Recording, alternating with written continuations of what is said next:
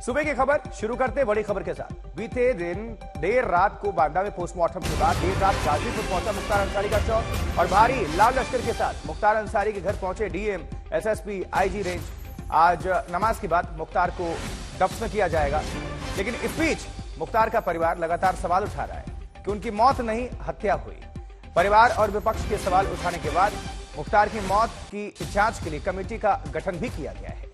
गाजीपुर में सुरक्षा के कड़े इंतजाम हैं, भारी पुलिस बल की तैनाती है। डीएम, आईजी रेंज, एसएसपी सब पहुंचे मुख्तार के। तो सुबह सवेरे आप सभी को और अपडेट कर देते हैं। रुक करते अपने सहयोगी का। हमारे साथ फोन लाइन पर आशीष श्रीवास्तव जुड़ चुके हैं। आशीष, क्या जानकारी इस वक्त दर्शकों के लिए?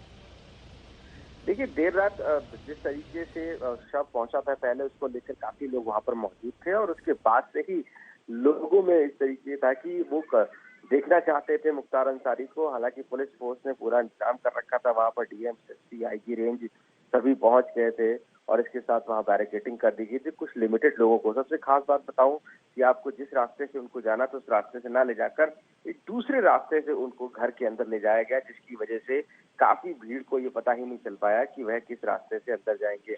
हालांकि फिर बाद में धीरे धीरे लोग अंदर गए और उनको देखना शुरू किया और आज उनका शव रखा जाएगा। शव रखा जाने के बाद पहले लोग दर्शन करेंगे, अंतिम दर्शन करेंगे। अंतिम दर्शन करने के बाद उनको नमाज पढ़ा जाएगा। नमाज पढ़ने के बाद फिर उनका जनाजा निकाला जाएगा और कब्रिस्तान में सुपुर्दे खाक किया जाएगा। तो पूरी तरीके से पुलिस प्रशासन मुस्तैद है और फोर्स को लगा दिया गया है रास्ते में, जिसकी वजह से कहीं कोई दिक्कत ना हो किसी प्रकार की। इसलिए इस पूरे मामले को लेकर कहीं ना कहीं सभी संजीदा हैं और सारे जितने भी ऑफिसर्स हैं वो भी कहीं ना कहीं इस पूरे मामले को लेकर वहां पर खुद डटे हुए हैं, खुद हैं मौजूद और वो इस पूरे को मॉनिटरिंग कर रहे हैं बारीकी से कि कैसे भी जल्द से जल्द जनाजा निकाला जाए और उसके बाद सुपुर्दे खाक मुख्तार अंसारी को किया जाए। क्योंकि ऐसे में जिन लोगों को भी पता चल रहा है कि मुख्तार अंसारी घर पहुंच चुके हैं, यानी कि उनका शव घर पहुंच चुका है और वो लगातार वहां पर जाकर उनको देखने की बात कह रहे हैं। शुक्रिया आशीष, इस खबर पर जानकारी पहुंचाने के लिए आपका। तो एक माफिया का अंत हुआ और उसे कुछ देर बाद सुपुर्दे खाक किया जाएगा। इससे पहले मुख्तार अंसारी का शव बांदा से गाजीपुर लाया गया। आज नमाज के बाद मुख्तार को दफन किया जाएगा, लेकिन इस बीच मुख्तार का परिवार लगातार सवाल उठा रहा है कि मौत नहीं हत्या हुई। परिवार और विपक्ष के सवाल उठाने के बाद मुख्तार की मौत की जांच के लिए कमेटी का गठन भी किया गया है। 1 महीने के अंदर कमेटी रिपोर्ट सौंपेगी, लेकिन अभी तक मुख्तार की मोस्ट वांटेड पत्नी आशफा सामने नहीं आई है। अब सवाल है कि क्या वो अंतिम संस्कार में शामिल होने के लिए सरेंडर करेगी।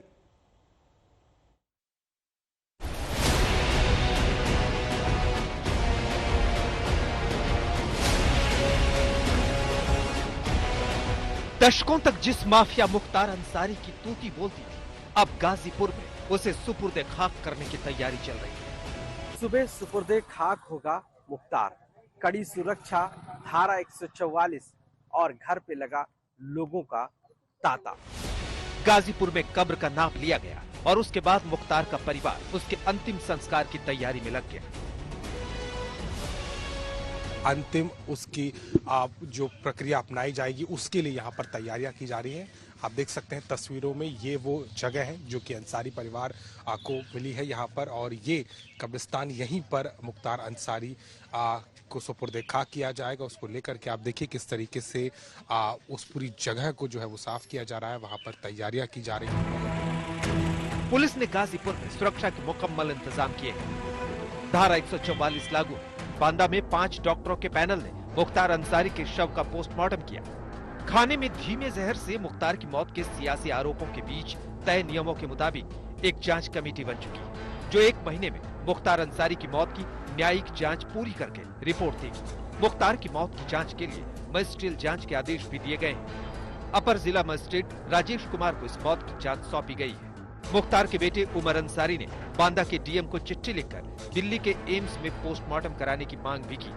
उमर अंसारी ने कहा कि ये मौत नहीं हत्या है, कि वो उनकी प्रक्रिया है। हमने तो लिखकर दिया है कि दिल्ली एम्स के डॉक्टरों से कराया जाए। हमें यहाँ की चिकित्सा प्रणाली और शासन प्रशासन पर विश्वास नहीं है। वो सोशल मीडिया पर भी है और मीडिया को भी हमने मुहैया करा दिया। आप लोग को सब पता है कि क्यों मैं ऐसा कह रहा हूँ। 1-2 दिन के बाद जब तदफीन हो जाएगी तब इसके बारे में हम लोग न्यायपालिका से उम्मीद करेंगे कि जो हम आशंका जता रहे हैं उस पे जांच हो, वार्ता करेंगे अपने सारे लीगल टीम से। उसके बाद शक नहीं है, यकीन है कि ये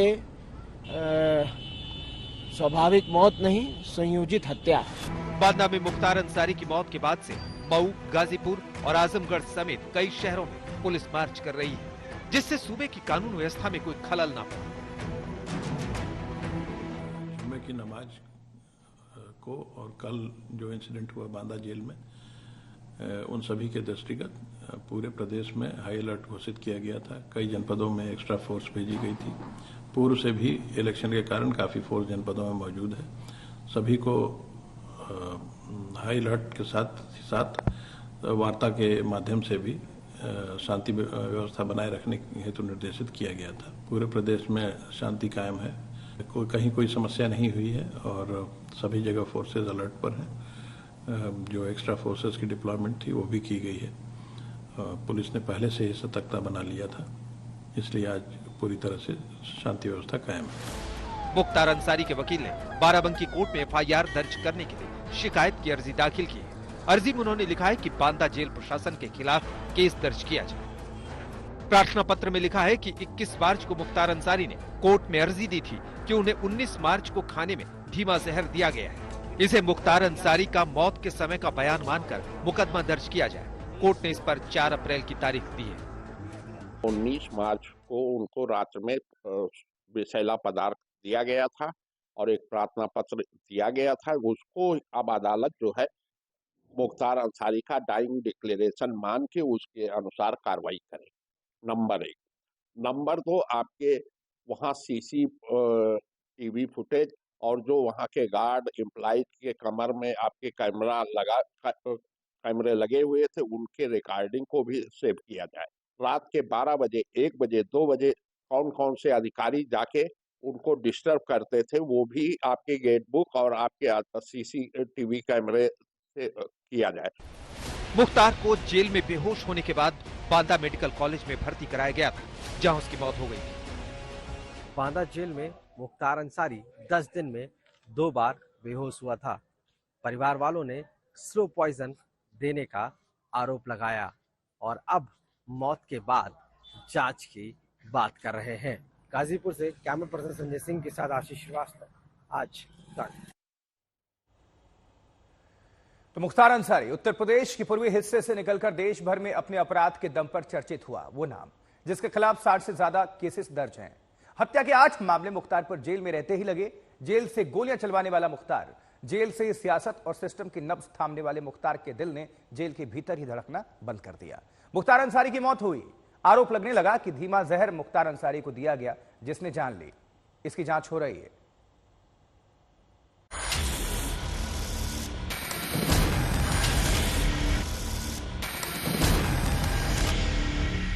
सैकड़ों करोड़ की जमीन कब्जा करने वाला, फिरौती के लिए निर्दोषों को जान से मार देने वाला मुख्तार अंसारी। मुख्तार की कब्र खोदी जा रही है। गाजीपुर में मुख्तार के घर से 500 मीटर दूर कालीबाग कब्रिस्तान 63 साल के गैंगस्टर के साथ उसके अपराध की दहशत भी दफन होने जा रही है। कर रहा है मेरे आदमी का तबाह, दुनिया समझ रही है कश्ती भर। 2 साल पहले मुख्तार अंसारी चारों तरफ से घिरा था, तब भी खुद की मजबूती की गवाही देने लगा। 28 मार्च 2023 रात 8:25 Banda medical college. Banda jail से आनंद फानन में एक कैदी लाया गया। माफियागिरी की अकड़ जिसकी एकदम ढीली नजर आई। खबर मिली मुख्तार अंसारी को जेल में दिल का दौरा पड़ा। डॉक्टर बचाने की कोशिश की, मुख्तार अंसारी बच नहीं पाया, दम तोड़ दिया।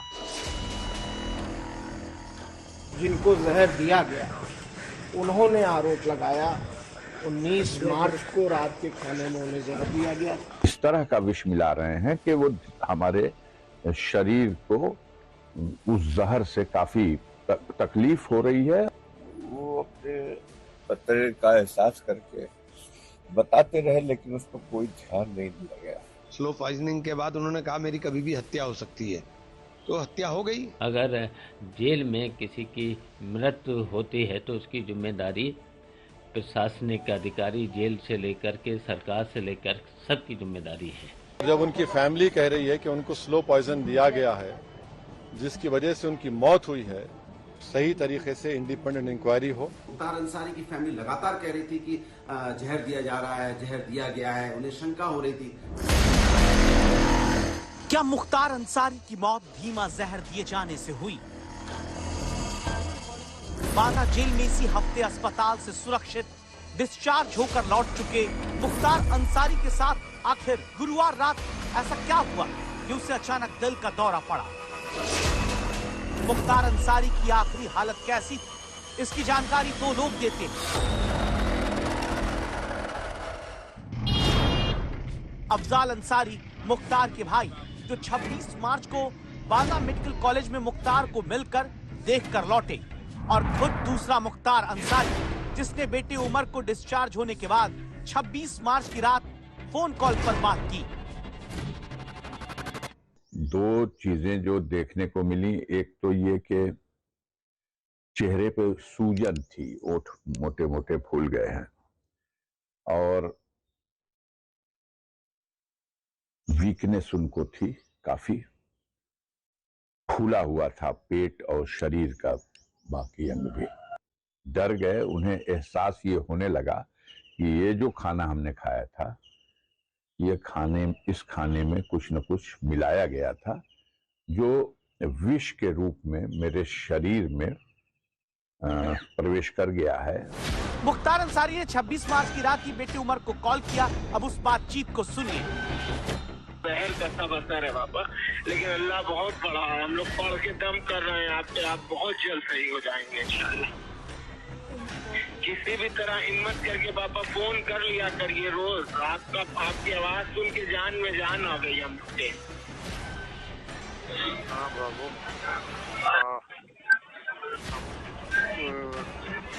अल्लाह अगर रखे होगा तो रूह रहेगी और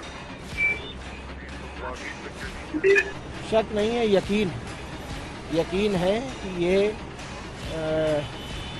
स्वाभाविक मौत नहीं, संयोजित हत्या है।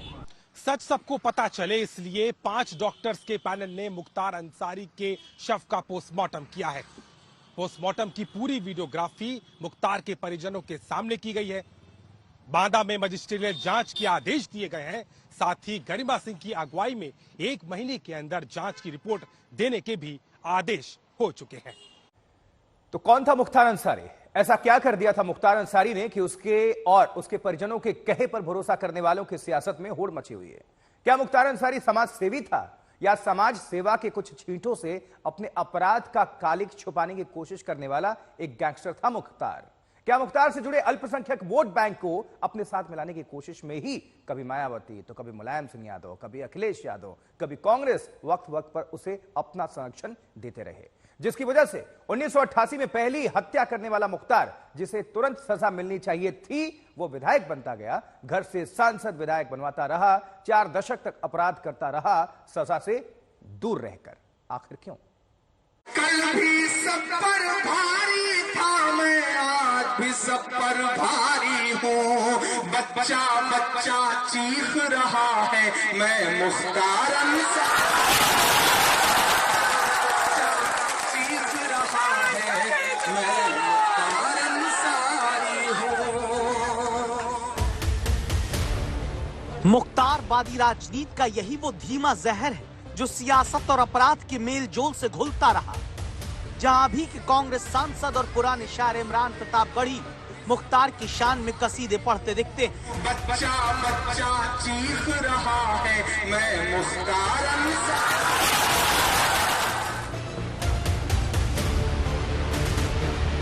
हत्या के प्रयास, अपहरण, धोखाधड़ी, गुंडा act, arms act, gangster act, CAA act से लेकर एनएसए तक जिस मुख्तार अंसारी पर लगा रहा, उसके लिए राजनीति का धीमा जहर ये नहीं है तो क्या है? जहां अखिलेश यादव, मायावती, शिवपाल यादव, धर्मेंद्र यादव, राम गोपाल यादव, असदुद्दीन ओवैसी, पप्पू यादव, तेजस्वी यादव समेत देश के कई दलों के नेता मुख्तार अंसारी की मौत को अपराधी की मौत नहीं मानकर मुख्तार के लिए न्याय की मांग करते हैं। अल्लाह जो मुख्तार अंसारी साहब जिनका इंतकाल हुआ, अल्लाह इनकी मग़फ़िरत फरमा दे, अल्लाह इनकी मग़फ़िरत फरमा दे। जेल में जहर इनको दे दिया गया, इनके खानदान वाले कहते हैं अल्लाह इनके दर्जात को बुलंद फरमा। अल्लाह जिनको जुल्म के जरिए मारा जा रहा है, परवरदिगार इनकी शहादत को कबूल फरमा। अल्लाह इनकी खबरों को नूर से भर दे, परवरदिगार इनकी खबरों को नूर से भर दे। वो मुख्तार अंसारी जिस पर 65 केस है, 8 में सजा हुई, अब मौत हो गई। अफशा अंसारी जो मुख्तार की पत्नी है, 11 केस दर्ज है, वो फरार है। अब्बास अंसारी मुख्तार का बड़ा बेटा, 7 केस दर्ज है, कासगंज जेल में बंद है। नेखत अंसारी अब्बास अंसारी की पत्नी जमानत पर बाहर है। उमर अंसारी छोटा बेटा, 6 केस दर्ज है। अफजाल अंसारी मुख्तार के भाई, 7 केस, जमानत पर बाहर।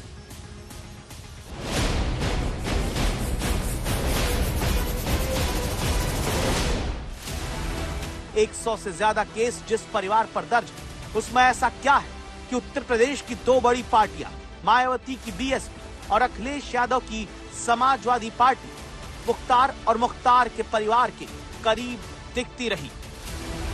15 साल की उम्र में पहला अपराध करने वाले मुख्तार अंसारी को उत्तर प्रदेश विधानसभा के गलियारे और सदन तक सबसे पहले साल 1996 में मायावती की पार्टी ने ही पहुंचाया।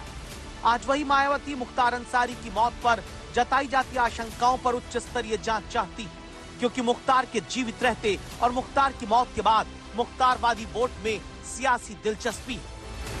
इस वोट की चिंता ना होती तो देखिए इस परिवार को। ये कृष्णानंद राय का परिवार है, बीजेपी के वो पूर्व विधायक जिन्होंने मुख्तार के घर की सीट से भाई अफजाल को हराया, तो 3 साल के भीतर ही कृष्णानंद राय के काफिले पर साल 2005 में 400 गोलियां बरसवाने वाले मुख्तार ने जेल से ही पूरे हमले को लाइव बैठकर सुना था।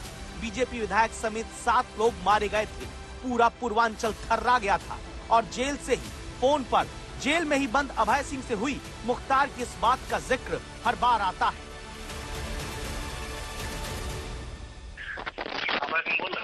बोले ठाकुर, वो भैया एक जमीन नहीं है, रिजवान भाई तो वहाँ वापसी की वजह हुई तो सब लोग आए थे नवाब। हाँ, दूसरे बीच में मामला बिगड़ गया था, दूसरे लोग गए थे,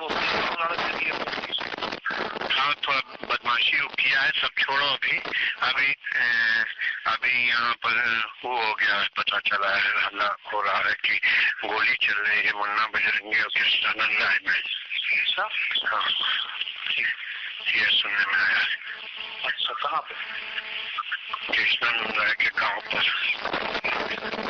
दोनों तरफ से मुकाबला चल रहा। हाँ, बराबर गोली चल रही है। हाँ, ये तरफा। जय श्री राम। अच्छा, ओके। हेलो। हाँ, काट नहीं। ठीक है, मुट्ठी में। ठीक है, बात होगी। कोई आपको शंका ना रहे, इसलिए पहले एसटीएफ प्रमुख और अब ADG law and order Amitabh Yash का एक बयान याद कराते हैं। मुख्तार अंसारी ने कहा, काट लीन मुट्ठी में। ये जो जिक्र है, ये कृष्णानंद राय जी चोटी रखते थे और उनकी हत्या के बाद राकेश पांडे ने उनकी चोटी को काट लिया था और मुख्तार अंसारी को दिया था। इसी के बारे में मुख्तार अंसारी जिक्र कर रहा है। ये हनुमान बताते इनके साथ जेल में रहा था और क्या रोड रहे थे? जी हाँ, हनुमान उर्फ राकेश पांडे मुख्तार अंसारी के साथ जेल में था इसी घटना में, और इस पर और हनुमान पांडे मुख्तार अंसारी की सेवा में लगा रहता था। अब आप सोचिए, धीमा जहर मुख्तार अंसारी को दिया गया या फिर खुद मुख्तार ही सियासत और अपराध के घालमेल से धीमा जहर, दहशत और गोलियों का ऐसा फैलाता रहा, जहां कृष्णानंद राय का परिवार अब मुख्तार की मौत को इंसाफ मानता है। वो रोपड़ जेल में रह करके ही वहाँ से अपराधीकरण का उसका तुष्ट बढ़ता रहा। मेरा यही था कि वो आकर के उसका सारा केस जिला गाजीपुर में था, वहीं से हमको उसी जेल से उसको बस वो जो मान रही हैं कि जो आपने पहल की थी उसी का कुछ नतीजा निकला है। जी आशीर्वाद है बाबा विश्वनाथ का। कोई अत्याचारी चाहे दुराचारी हो ज्यादा दिन नहीं रहता, क्योंकि इसका अंत होना